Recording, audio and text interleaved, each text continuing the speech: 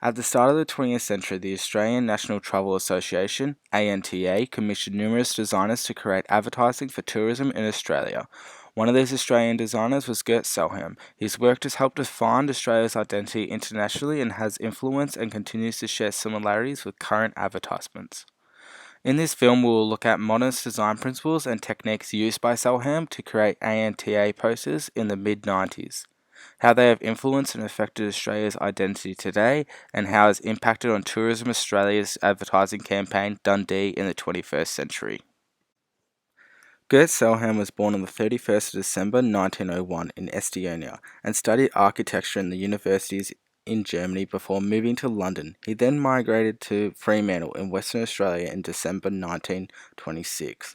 Sellheim worked as a farm labourer until his architectural qualifications were accepted, getting a job as a site architect for the University of Western Australia. In 1931, Sellheim moved to Melbourne, working as a commercial designer, and got commissioned by the Australian National Travel Association, ANTA, to create advertising posters for Australia. Gert Sellheim's designs contributed significantly to the evolution of Australian identity during the 20th century by evolving and developing signs and symbols which he felt characterised his new home, Australia. The Australian National Travel Association was a non-for-profit voluntary association for the promotion of tourism within Australia, and most importantly to coordinate Australia's overseas advertising with the aim to increase visits from international tourism, business investments and unassisted migration. Established in 1929, ANTA mainly focused on the British and American markets. This is the first time Australia had been promoted abroad. One of the posters used by ANTA was the Australian for Sun and Surf, created by Gert Sellheim. The poster was created using photo montage and incorporated expressive type, modern techniques used by a lot of European designers at the time. The poster illustrates a modernist composition with a photograph of a female enjoying the crashing waves at the beach. Sellheim designed a lot of strong visuals to keep the viewer engaged. His choice to showcase two colours in the poster, sea blue and sandy yellow, highlighting the Australian beach culture. The poster promoted youth, warm weather and beautiful beaches to try and attract European and American markets. ANTA encouraged its commissioned artists to depict a wide range of Australian sights and sites. Destinations were a central theme in most posters, and a lot of ANTA's advertising encouraged tourists to use railways as it was the fastest and most reliable source of transportation in the 1930s. In 1936, Sellheim also created a poster called Surf Club, again promoting the same features and values of the previous poster. This poster uses the same colours, the sea blue and sandy yellow, showcasing more of Australian beach culture, which was attractive towards European and American markets for both immigration and tourism. After World War I, a lot of advancements for science, creating easier and more affordable ways to travel, making a country with a lot of vacant land and consistently promoting youth, warm weather and beautiful beaches a very desirable place to visit. From 1902, beach swimming and surfing had become a popular recreational and sporting pastime, part of Australian way of life. As surf bathing grew rapidly in popularity, its dangers also become apparent, which is turned the spawn of the surf lifesaving movement that this poster promotes. The design of the poster was just a great example of Sellheim's work and how he created a strong diagonal composition with repeating lifesavers doing a reel and line rescue. It was a strong message towards tourism about safety when swimming at beaches, while at the same time promoting Australian beach culture. Sellheim found inspiration from Aboriginal artwork. Considering the current social and cultural climate within Australia around Indigenous culture at the time, it can be seen as a haunting reminder of Australia's past. Many other artists also look to Aboriginal artwork when promoting Australia. Without these artists, Indigenous culture might not have been a big part of Australia's international identity today. But at the time in the 1950s, a new culture could be seen as attractive towards tourism. This poster was completely different from other advertisements created, not highlighting that Australian beach culture and youth in such a direct way. It put another element and development towards the Australian identity and had been promoted overseas and still getting promoted today.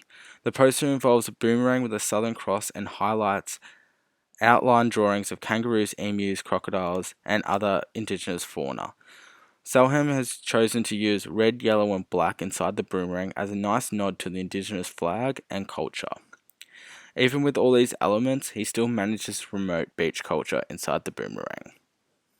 Gert Sellheim also created a poster called Corroboree Australia.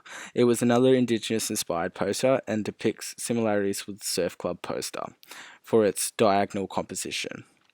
The design showcases Aboriginal dancers wearing ceremonial body decorations. Images inspired by Indigenous artwork became very desirable and popular for marketing and merchandising in the 20th century, especially in the lead up to the Melbourne Olympics 1956. Today is recognised as unacceptable for non-Indigenous artists to appropriate the culture, art, or design of Aboriginal or Torres Strait Island Australians. Fast forward to 2018. Tourism Australia did one of the most ambitious campaigns the world has ever seen. Tourism Australia decided to create a teaser trailer promoting the sequel to Crocodile Dundee called Dundee. The campaign featured a handful of A-list Australian actors and celebrities, names such as Chris Hemsworth, Margot Robbie, and Hugh Jackman. The internet blew up and people couldn't stop talking about it. The main trailer getting released during the Super Bowl, America's biggest sporting event of the year. The Super Bowl is known for releasing anticipated movie trailers and high-budget ads. This was the trailer that got premiered.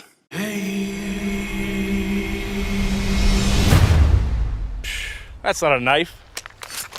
That's a knife.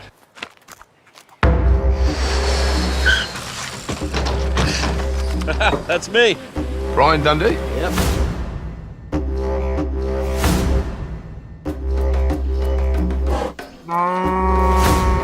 Really? Yeah. Really? Why do you keep saying really? You right there, mate? Nothing to see here, man. Just getting a clean shave with my machete. See you next week, Barry. You know, when your dad did it, he was much... Okay, and when my dad told me about this, he was just like, yeah, I just came up and you did this, okay? I just don't think he can see you from back here.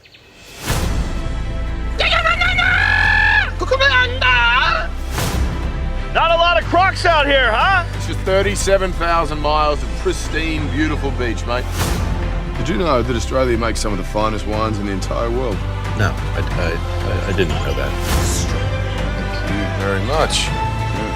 Wait, hold up. This isn't a movie. No.